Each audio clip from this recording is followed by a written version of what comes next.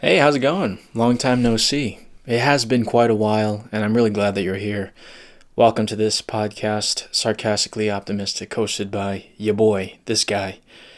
I just want to talk today, and may it serve as a reminder that life moves pretty fast. Life is unexpected. Life is very, very unpredictable, even if it feels like it is predictable. You do one thing, you kind of expect something to come out of it, but then that something becomes another thing. And there's no way of you stopping it, there's no way of you controlling it. Rather, you have to embrace it for what it is. Now, you're probably in a period in your life where you're kind of wondering, what exactly are you doing? Are you doing the right thing? Are you doing the wrong thing? Why am I not exactly where I need to be? And how come it doesn't feel like I'm accomplishing anything throughout the day? Well, one thing for sure is that that feeling itself is not your fault. Understand that from year 0 to year 22, 25, if you go to university, your life has been based off of structure.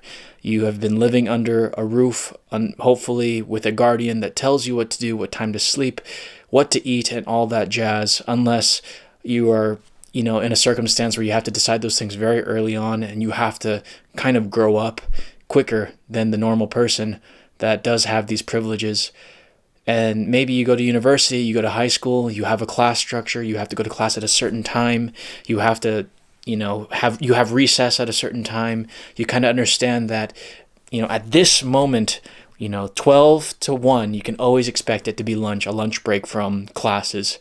Especially when you go to college, it is sort of different, but you do have a class schedule to follow, and if you do decide to go to class, it's totally up to you. That is the truth that no one talks about, and actually everyone talks about, is that you and you alone have the choice to go to class. You don't really have, some classes do, attendance points. Well, you have to click in and things like that. There's ways that the school system kind of keeps you accountable for going to class, but it's not as rigorous or strained as it is in high school, where they really do take attendance in every single class. When you go to college, it's really a hit or miss. Some teachers don't really care if you show up or if you do, The thing is, it's going to show and it's going to be reflected in your test score at the end of the day, or at the end of the 4 weeks, or end of the semester or so. Now, when you graduate from college, that's the real challenge. Yes, in college, you did have to kind of decide somewhere in between where you're going to live, how you're going to eat, what you're going to eat, when to pay rent, how to handle these bills. So you're kind of gradually going into these numerous responsibilities that you didn't really have to handle when you were growing up as a kid in grade school. In preschool and college, it's very different, right? Like in preschool, they have so many activities set out for you, but in college, you have to kind of decide what those activities look like outside of the classroom, or even inside of a classroom if you do end up showing up. Now, when you graduate from college, you don't really have a strict schedule unless you go straight into a 9 to 5 job. And yes, you work from 9 to 5, but the responsibilities between 9 and 5 can fluctuate greatly. It's really dependent on you as a person to decide, and depending on your work and your boss, what kind of duties are you have to fulfill for the day. And sometimes there's more, sometimes there's less, but it's not as consistent as, high school or grade school, where Monday through Friday, you know exactly where you need to be, you know exactly what teacher to be with and learn from, and you know exactly what the homework will be because the teacher will tell you. Now, when you're in adulthood, again, it's deeply contrasted because you don't really know what exactly you're going to do in the day. You kind of drive to work with dread, hoping that that day isn't as strenuous or crazy as it was the previous day or the previous week. Or maybe you drive to work hoping it would not be as stressful, but then it ends up being stressful. There's a lot of unpredictability when it comes to adulthood and onward, because you have to make these choices yourself. And it is not your fault if you feel overwhelmed, you feel like you don't have any direction, that you have this general apathy, right? Like going forward, because you are overwhelmed. For the first time in your life, you have 100% of the responsibility of feeding yourself, paying the bills, figuring out how you do that work-life balance, and juggling all of that on top of the multiple responsibilities that you probably have at your job. And we beat ourselves up in this modern age, not wondering why we feel overwhelmed, why we feel stressed, why anxiety levels are through the roof now. And this message, this podcast episode, is to remind you that it's not your fault that you can't focus. It's not your fault that you feel like you're lost or that you don't have any direction. It's just that you are thrust into this phase in your life, maybe with a little bit more freedom than, previous years, and you finally have to decide for yourself what to eat, how to sleep, how much sleep you're getting. And sometimes when we compare ourselves to others online and we see all these people achieving great things, that doesn't really help either, right? And comparing yourselves to others is an entirely different topic, but it does feed into your feeling of lack of direction or ambition or passion in any sort of way, because the possibilities are endless. It's totally up to you to kind of decide what possibilities to take up. And so many may be enticing. If you're like me, there's so many things that you're interested in, and it's really hard to stick to one thing because you don't want to fall flat as a one-dimensional person. You want to be well-rounded, as they say. But you don't want to be a master of none, which is the ironic part. You want to be a jack of all trades, but a master of none doesn't sound as sexy. It's not your fault that you can't focus. It's really not your fault that you feel overwhelmed. If you're, in college or you're in school, you do have a structure. But may this be a forewarning that when you go into adulthood, and just so you can expect it, you have to determine the structure for yourself. And that in itself is extremely scary. And when you're about to quit, it's about to click. That's when you kind of discover yourself, discover your character. And that's why even quarter life crises exist in the first place, is because 25 is around the time people actually leave college and exit college and kind of figure things out for themselves. For the first time ever, we don't have someone telling us what to do. We don't have a teacher handing us the homework for the day. The concept of learning is kind of your responsibility. It's totally up to you if you want to stay in one career path or change it entirely and figure out what you're going to be doing with your time. If you want to dedicate more time to learning something new, then you have to make that time. No one is going to reserve that time for you to figure out, what your interests are, what you don't like, right? No one's going to tell you that anymore. No one's going to give you a letter grade for how you're doing within a day's time. It's kind of up to you, and that's why we kind of beat ourselves up more than we should, is because we kind of grade ourselves more destructively than we should. We should be more patient with ourselves. We should understand that, life is kind of an open book, and with each new chapter, there's blank pages in which we can write and edit and cross off and add. Life is not linear for most of us. And when you hit 25 and you think about the quarter life crisis, it's because of that lack of structure. It's because of the stressfulness it takes to realize how much responsibility is now in your hand. With great power comes great responsibility.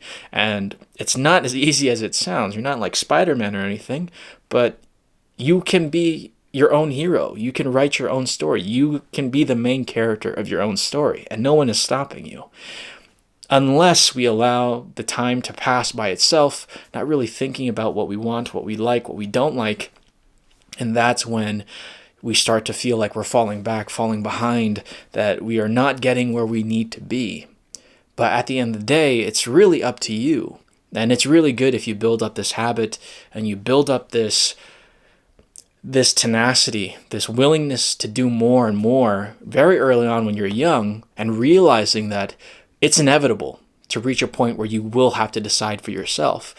And like I said, there may be people that grew up that had to make those decisions themselves already and had to grow up really fast in a short period of time. But, some of us that were, given such a loving community with friends and family that are there to support you, and you have those things, don't take them for granted. Like we said, not many people have those things. But there will come a time where you have to decide for yourself. You have to understand what makes you happy, what makes you click. And even if the world and other people are telling you differently, that it's like, that's really you going to do that? It's what you like. It's what you want to do. And who are people to tell you what to do with your own time that you've been blessed with? And Yes, you will feel overwhelmed. Yes, you will feel stressed when the time comes when you do wrap your head around the idea that you do have 100% of the responsibility, no matter what point in your life that you're in, especially even if you're in high school and you realize that there will come a point where you have to make those choices yourself and you have to have those hard conversations with other people and yourself. That's where the true growth is. That's what is on the other side of all of this. It's understanding that, yes, you will feel overwhelmed. Yes, there might be a quarter life crisis, if not an earlier crisis or even a later crisis is fine. But understanding that the pen that is writing your life book is in your hand, and it always will be. And when you reach that point, right, where you do realize that the pen is entirely in your hand and no one's kind of guiding your hand to trace out whatever in your book, your life, which is a book, then there's a lot of freedom in that. Embracing that you do have 100% of the responsibility. And yes, it can have a darker side where you kind of blame yourself and realize that, oh my God, 100% of all the things that's happening in my life is because of me. It's not always because of you. Like we just started this podcast kind of discussing how it's not really your fault that you can't focus. It's because we live our year 0 to year 25 lifetime, that quarter life, with structure, and finally you don't. And that's not your fault. We grew up with a society in which there is a structure, and then they expect us to kind of swim around and like kind of hope that we make our own structure without any proper guidance. And it thrusts us into this phase in which we have to figure out things ourselves. But the good thing about that, the bright side, is that you get to figure it out yourself. You get to build for the very first time in your life. When you have the pen in your hand, writing your story, you have the opportunity to build. You have the opportunity to create relationships, to create projects that are meaningful to you, to create, like I said, relationships that with people that really truly love you for who you are. And you can guide the pen down the page and onto the next page. And if you want to start a new chapter, you can start a new chapter on the next page. The chapter can be very short and you can start a new one. No one is telling you what kind of limitations are going to be in your life. May this be some sort of encouragement to not beat yourself up about knowing that you probably have to decide for yourself what you like, what you don't like, what you're going to do with your time, but rather an encouragement to know that it's really up to you. Happiness, which is something I want to talk about in another episode, is not something that is pursued. Because the more you pursue happiness, the more it's going to elude you. It's going to avoid you completely. Because when you keep chasing, let's say you want to, like the new, like we said in the earliest podcasts, you want the new like MacBook or you want the new iPhone or whatever.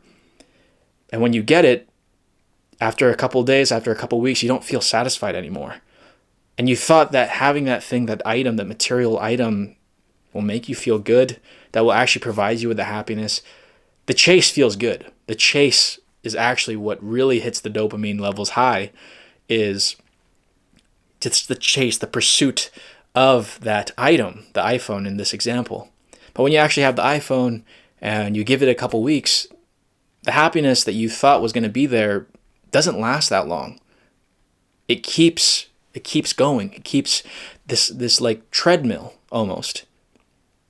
So understanding that happiness is something that you already have inside of you, that you embrace, that you can actually let out by doing the things that you truly love. Hiking, going outside, spending time with loved ones, reading a book. It's always been inside of you. You know the little things that do make you happy. So why not do them? Because we don't know how thick our book of life is.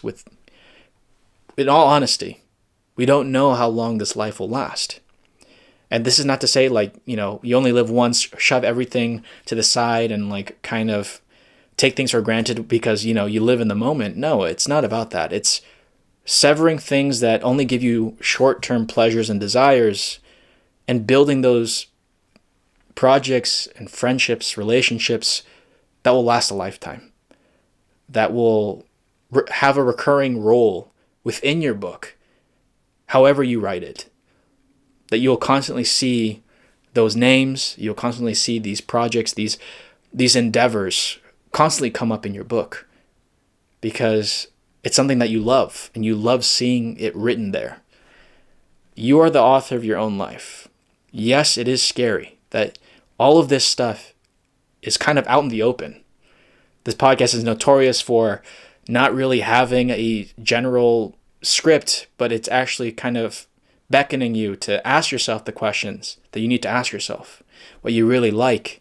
How can you truly embrace happiness for what it is rather than just constantly chasing it for what it's not? You're exactly where you need to be. And that's something I always repeat in this podcast because it's something that not all of us here, even my school counselors when I was growing up, never even told me that. They actually told me the exact opposite. You're exactly where you need to be. And you know yourself more than anyone else. Although you can ask people for feedback about how you can improve. And again, don't take that feedback personally. People are just really trying to look out for you. But if you're in this constant motion, this mood in which you are embracing the idea that you can grow at any minute, like you can allow yourself to embrace good habits today and then keep going one step at a time. Don't even think about how many pounds you're going to lose like in a week. Like that's like, we're not trying to reach that, right? Like we're trying to understand that the good habits that you're choosing today will influence you to do more and more and more. Because action begets motivation. Don't expect you to be motivated to create a structure. Just create a random structure in your life, like what time you're going to wake up, when are you going to eat, what are you going to be working on for today. One of the main things I want to talk about in another episode is like, what is your highlight for the day, which is an absolute game changer. And having just a raw, like rough structure about your day, at least you know exactly what you're doing and you're not wasting the day away watching Netflix and, all these things. And sometimes Netflix is not a waste of time. We all need to decompress. So when you're creating this structure, be kind to yourself. Make room for things that you enjoy. And I saw this Instagram reel, whatever you want to call it. And it was really great because it really hit me differently, was that it was showing all these like healthy foods, like all these people eating like healthy things and like showing their great physical like physiques. And it's like, okay. And it said, there's no this without this. And then it cuts to kind of a clip of all the things that they like to indulge in, like to enjoy. Because what is life if you're torturing yourself every single day about not being quote unquote productive, whatever that may mean to you? And just being alone in your room doing, ironically, being alone in your room and not, contacting your friends because they probably miss you more than you think. And they're probably less busy than you think. They just need some action in your life. So create that structure. Understand that people love you for who you are. You got to find those people. And that does take some work. But at the end of the day, you are the author of your own story. And that is the most beautiful lesson that you can probably wrap your head around today to make for a better tomorrow. So, yeah, I hope you really enjoyed this episode. This one was quite serious, but welcome back to the Sarcastically Optimistic. There is an episode every Monday. If this really helped, if you feel like this message is something that people need to hear, then please do share it. Leave a like, comment, whatever this is. Follow on Spotify, on any music streaming platform. Make sure that you follow this podcast so you can get notified when the next episode is going to drop. Just a little spoiler warning is that moving forward, this podcast may pivot. I know I've said that many times. I even told some of my friends I'm going to stop this podcast, but for some reason I can't stop and won't stop. But I feel like these episodes are better in YouTube video form, so I might transition to that. But this podcast will be reserved mostly for conversations. I always say that, we're starting a conversation and there wouldn't be a conversation without another person. So wink, wink. You can expect that in the near future. Maybe a rebrand, we don't know. But I really, truly love you guys. If you're listening to this, really, truly know that you have my heart. And I really, really deeply appreciate. I can't thank you enough for really listening to this. Even if it's just, my mom and you, I'm deeply thankful that we all, are breathing right now, I guess. Got to start the day and end the day with gratitude. You know what I'm saying? Yeah. What they all say? So I hope you have a great day, a great week, whenever you're listening to this. I hope you have a great bathroom break, whatever this is. If you're listening to this in the break room, so be it. But yeah, we're almost at the quarter. Speaking of quarter, we're almost at the quarter of this year, 2023. So this is a good time to write in your journals to kind of reflect on if you accomplished whatever that you wrote for this year, or you're at least going in that direction. So I love you guys so much. Please let me know what you think about this podcast. I do leave an email in every description at the end of these podcast episodes. So email me what you think, what potential topics that you want to hear. I am inviting guests over, if you didn't really get that, what I hinted at a few minutes ago.